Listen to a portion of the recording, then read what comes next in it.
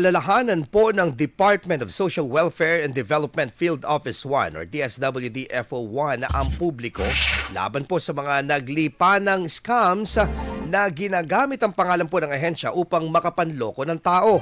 Binigyang din ito ng pamunuan po ng sinagawang La Union na Agkaisa.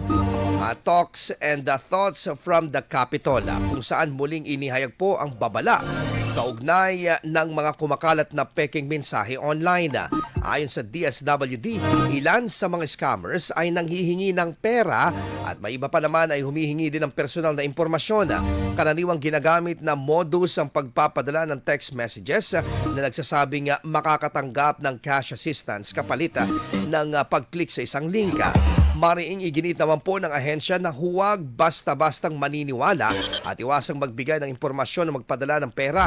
Paalala din ng DSWD-FO1, tanging sa opisyal na social media accounts at tanggapan ng DSWD lamang dapat kumuha ng impormasyon ukol sa mga programa at benepisyo.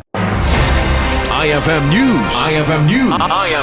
IFM News.